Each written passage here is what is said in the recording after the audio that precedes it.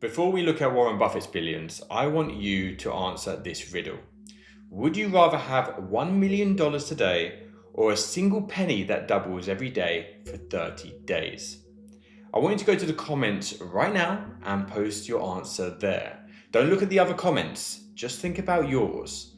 Now let's talk about why you are not getting rich.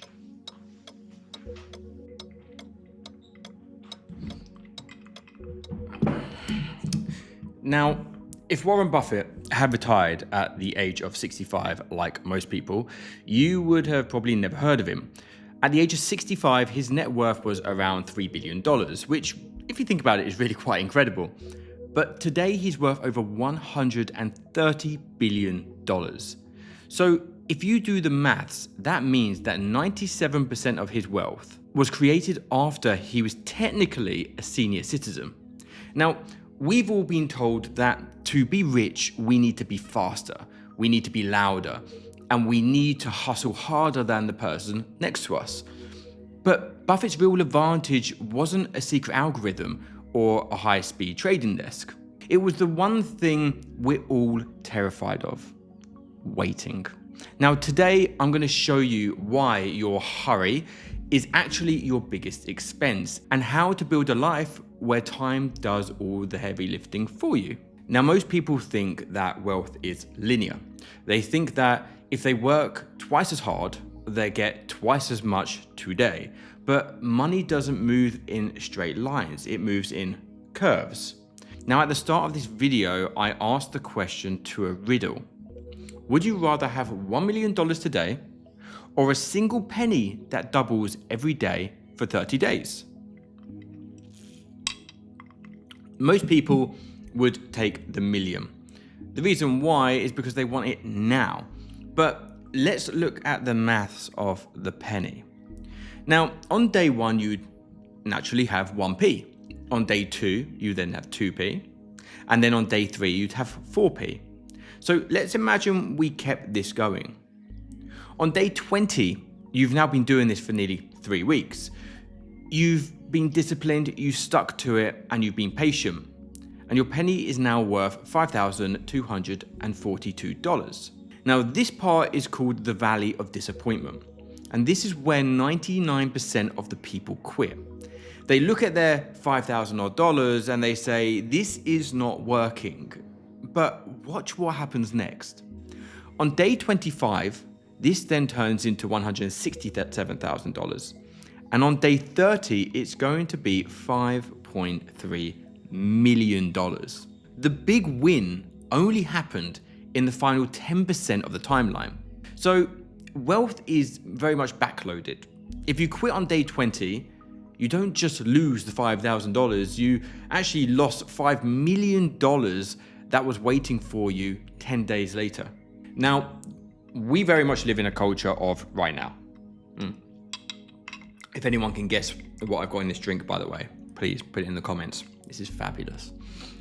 As I was saying, we live in a culture of right now. We see a 22-year-old crypto millionaire on our newsfeed and we feel like we're failing. And psychologists call this social comparison. And it's the fastest way to staying poor. It forces us to think about short-termism. So we end up taking high risks for fast gains because we're embarrassed to be slow. We want it right now. So think about two investors. The hare makes 20% a year, but panics every time the news turns red. He sells, waits, and then jumps back into the market. Then you've got the turtle. He makes a boring 8% every single year. For example, that's what the S&P gives you. He never touches the dial, doesn't do a thing. He doesn't check the price.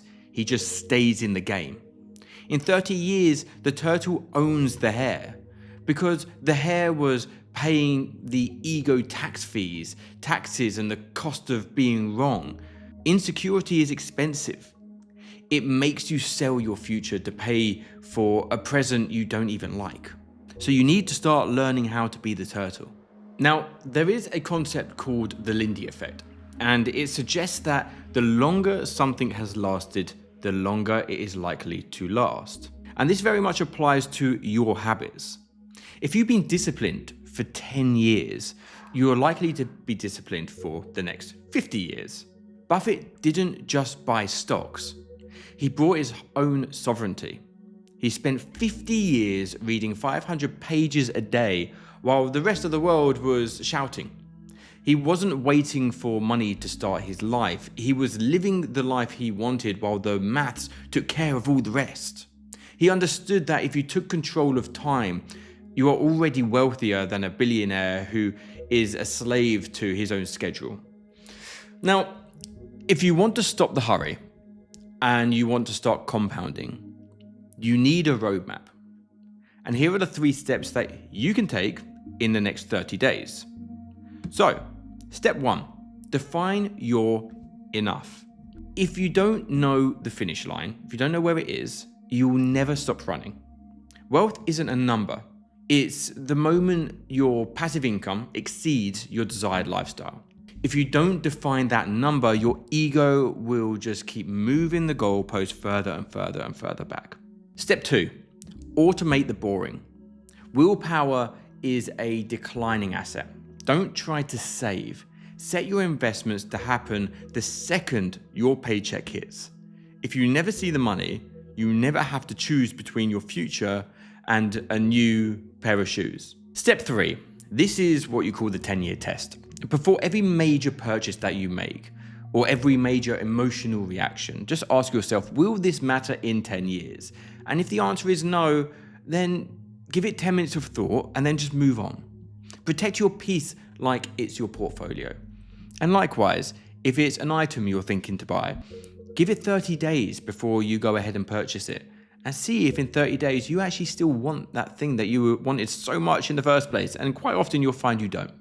So you aren't late, you aren't behind, you're just in what we call the penny phase. So keep doubling your efforts, keep staying patient, and let the maths do its job. The most beautiful things in the world, like ancient forests and great cathedrals and your own character, they take a very long time to grow and build. So don't dig up seeds just to see if they're actually growing. Just keep watering that plant. You don't need a miracle. You just need to stay in the game. Now, good luck. Peace.